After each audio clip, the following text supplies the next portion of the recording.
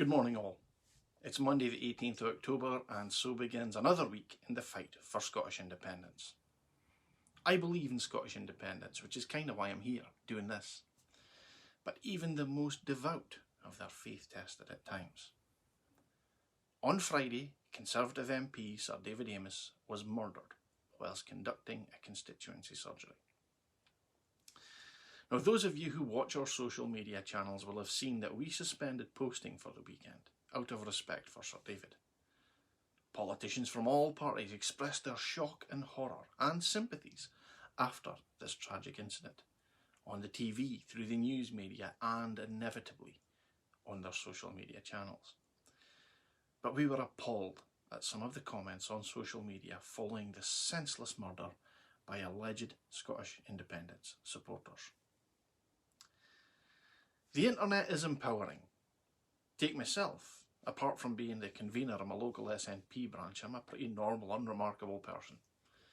On Thursday, through our branch's social media channels, I posted something about supporting local businesses on a day when in my small hometown a global brand was opening a premises. I posted this at 9 AM. By mid-afternoon, 10,000 people had seen it. A few weeks ago, I posted some legitimate criticism about a Tory MSP replying to one of his tweets. To date, 90,000 people have seen my criticism of him. All of this reach is available to all of us for free, 24 hours a day, 7 days a week. Now, this is a kind of reach that would have cost a fortune and needed a team of media professionals in pre-internet and pre-social media times. We are so lucky to have this access. It's empowering. Sometimes it's even intoxicating. And it can mean that positive messages spread like wildfire. I generally use this empowerment to promote Scottish independence. However, it can also empower people who are less well-intentioned. The fringes of any political movement are usually pretty dank and horrible places where, in the pre-internet age, abhorrent ideas would go to fester and hopefully die. But the internet age also gives those previously lurking in the shadows the same access and opportunity to spread their hateful messages. Now, I don't want to go into specifics, as I really don't want to give these so-called independent supporters and their comments any more airtime than they've already had.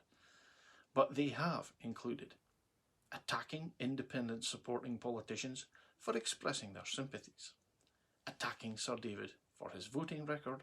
I've even seen some celebrating his death. Now, whether you agreed with him or not, Sir David was killed making himself accessible and accountable to his constituents. By all accounts, he was a man willing to listen to and champion the concerns of local people who brought their concerns to him. We may have had precious little in common with Sir David politically, but he was a committed constituency MP and he leaves behind a grieving family. In the immediate aftermath of such an atrocity, when the facts are barely known and the context largely speculative, our thoughts should be with them. Sir David had been an MP for 38 years, so if you wanted to legitimately critique his voting record, then you've had the previous 38 years in which you should have done it. Choosing to do so now, while his body is laying on a mortuary slab, doesn't make you look like a moral crusader. It actually makes you look utterly devoid of empathy at a time when there are people who loved him suffering immensely.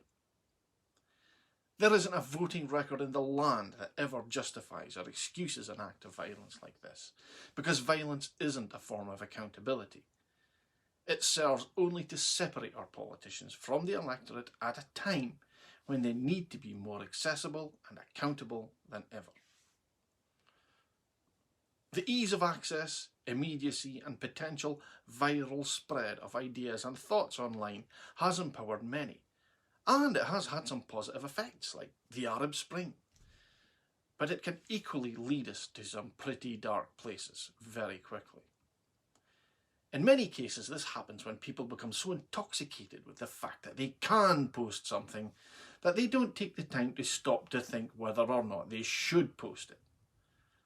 So if you're one of those from the dank fringes of the independence movement who attacked Indy politicians for offering their condolences, who chose this time of all times to attack Sir David's voting record, or even celebrated Sir David's death, we have this message for you.